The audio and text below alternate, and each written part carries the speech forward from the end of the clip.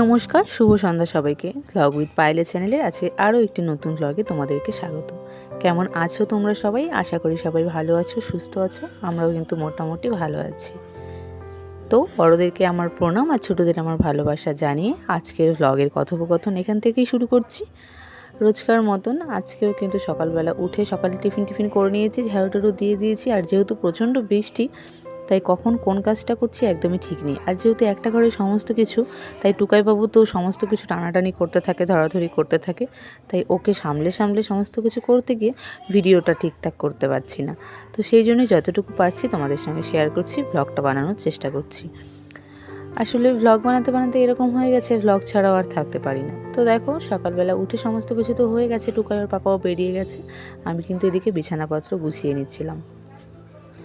আর টুকাইবাবু এদিকে দেখো খেলাধুলো করছে, মানে জিনিসপত্র ছুঁড়ে ফেলে দিচ্ছে। আমি তো ওর যে বাথটাবটা আছে ওটার মধ্যেই বাসনপত্রগুলো রাখি, ও কিন্তু সেগুলোই ধরে ফেলে দিচ্ছে। আর ও হয়েছে কি আজকাল এক পা দুপা হাঁটতে যায়, আর সেই জন্যই আর সমস্ত জিনিসপত্র টেনে ফেলে দেয়। এই হচ্ছে আজকালকার নতুন দুষ্টুমি শুরু হয়েছে। মানে একদমই ঘরে থাকবে, চুপচাপ বসে থাকবে সেটা হবে না, দুষ্টুমি করতেই হবে। তো দেখো ঘরটার কিন্তু অবস্থাটা খুব খারাপ। তারপরে বসে গেলাম, আমি আপেল সেদ্ধ করব বলে আপেল কাটতে বসে গেলাম। আসলে টুকাইবাবুকে এই টাইমটাতে মানে 10টা থেকে 11টার মধ্যে আপেল সেদ্ধ খাওয়াই, তো সেটা তো কয়েকদিন আর কি এদিক ওদিক হয়ে গেছিলো সমস্ত কিছু ওলট পালটের জন্য। আর তারপর এখন আবার নতুন করে শুরু করেছি রুটিন অনুযায়ী সমস্ত কিছু। 2-1 দিন একটু গন্ডগোল হয়েছিল, কিন্তু এখন কিন্তু সমস্ত কিছু কিন্তু নিয়ম করেই যেভাবে করতাম সেভাবে করেই করছি। আর ও যখন ঘুমিয়ে যায় তখন যতটা পারি বেশি করে কাজ করার চেষ্টা করি, আর যখন ও জেগে থাকে তখন তো নিচে থাকে, তখনও করিনি।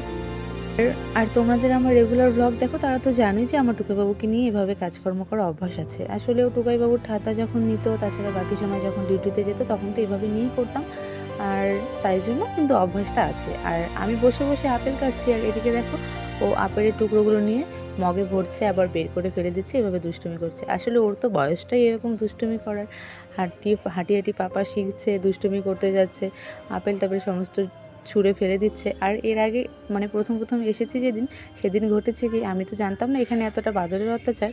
আর জানি ও বলেছিল টুকাইয়ের বাবা, কিন্তু মানে আপেল রাখা ছিল সিঁড়িতে, এই হটপটটাতে করেই রাখা ছিল, তো বাদর এসে নিয়ে গেছে। আসলে সিঁড়ির ঘরের একটা দরজা খোলা ছিল, সেদিক দিয়ে একটা ছোট্ট বাদর এসে নিয়ে গেছে। আমি তো প্রচণ্ডই ভয় পেয়ে গেছিলাম।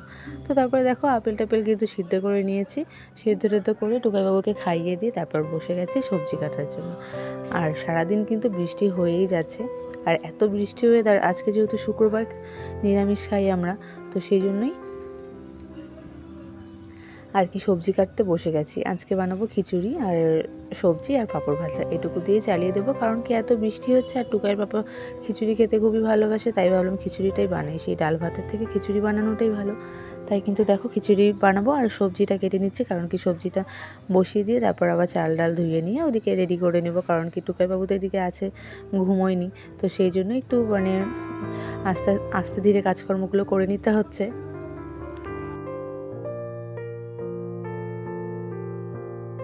আর হ্যাঁ, একটা কথা না বললেই নয়, তোমরা যারা আমার রেগুলার ভ্লগগুলো দেখো, সুন্দর কমেন্ট করো, তাদেরকে কিন্তু অসংখ্য ধন্যবাদ। এভাবেই পাশে থেকো, এভাবেই ভালোবাসা দিয়ে যাও, আর তোমাদেরকেও আমি এভাবেই ভালোবাসা দিয়ে যাব। আমিও তোমাদের কমেন্টগুলো পড়ে তোমাদের প্রোফাইলে গিয়ে তোমাদেরকে ভালোবাসা দিয়ে আসবো। তো দেখো ঘড়ি কাটায় কটা বাজে, মানে 1:30 মতন হবে হয়তো, তখন টুকাইবাবু ঘুমাচ্ছে। আমার কিন্তু রান্নাবান্না সমস্ত শেষ। আর ঘরটা দেখো অন্ধকার, কারণ কি দরজা বন্ধ করে দিয়েছি। ওই যে বললাম আজকে বাদরের উৎপাতটা একটু বেড়ে গেছে, মানে সারাদিনই বাদরের উৎপাত চলছে। আর এদিকে দেখো বৃষ্টি হচ্ছে, বৃষ্টির মধ্যে বাদরগুলো ভিজে উৎপাত করছে, তো সেই জন্য আমি দরজাটা বন্ধ করে রেখেছিলাম। আর এদিকে টুকাইবাবু ঘুমোচ্ছে, আমি কাজকর্মগুলো সেরে নিই। রান্নাবান্না তো ওকে নিয়েই করেছি, তারপরে ও যেহেতু ঘুমোচ্ছিল তাই আমি জামা কাপড়গুলো ধুয়ে দিয়ে স্নান করে নিয়েছি। আর এদিকে তো বৃষ্টি হচ্ছে, কি করব, ভেজা কাপড়গুলো বৃষ্টিতে দিয়ে রেখেছি, পরে আবার ভেতরে মানে ঘরে মেলে দেবো। তো আমি দাঁড়িয়ে দেখছিলাম বৃষ্টি। আর ওইদিকে দেখো ঘরে কিন্তু মানে জামা কাপড়ে ভর্তি আর কি, মানে ভেজা জামা কাপড়গুলো হাফ শুকিয়েছে, হাফ শুকোয়নি, তো ওইগুলোকে দিয়ে রেখেছি এখানটাতে। আর এদিকে মশারি টানানো আছে, কারণ কি টুকাইবাবু ঘুমোচ্ছে। তো দেখো পুরো ঘরে কিন্তু জামা কাপড় মেলা। আসলে বর্ষাকাল, তার মধ্যে ছোট বাচ্চা আছে, আর এক ঘরেই যেহেতু সমস্ত কিছু, তাই কিন্তু জামা কাপড়ের আর অন্ত নেই। তো দেখো এখানে জামা কাপড়গুলো মেলা আছে। আর তোমাদেরকে দেখাচ্ছি আর কি, এই ঘরটা তো কালকে রং করা হয়েছে, মানে রং করেছে কালকে। তো ঘরটাতে মানে এখনও রঙগুলো শুকোয়নি, কারণ কি ওই যে ছাদের ভেজা ভেজা ভাবটা আছে, দেখো ছাদের ভেজা ভাব থেকে কিন্তু ঘরটাও একদম পুরো ভেজা ভেজা, তাই কিন্তু এখনও শুকিয়ে ওঠেনি পুরোটা। আর এদিকটাতে দেখতে পাবে পুরো বারান্দা জুড়েই আর কি জামা কাপড় মেলে দিয়েছি। মানে 3 জনের জামা কাপড়, তার মধ্যে বাচ্চা কাচ্চার তো জানোই কত জামা কাপড় হয়, সমস্ত জামা কাপড় মিলে পুরো বারান্দা জুড়ে একদম জামা কাপড়ে ভর্তি। আর এই যে ঘরেও জামা কাপড়, ঘরে ঢুকতে গেলেই জামা কাপড় মাথায় লাগছে। তো এভাবেই কিন্তু দিনকাল কাটছে, কি আর করা যাবে, বর্ষাকাল বলে কথা, তো এইভাবেই তো কাটবে, তাই না?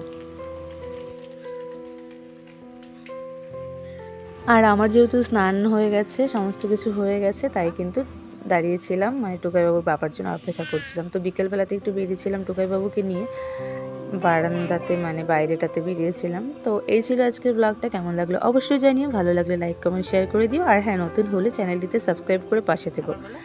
আর হ্যাঁ, অবশ্যই কিন্তু কমেন্ট করতে ভুলো না ভিডিওটি কেমন লাগলো।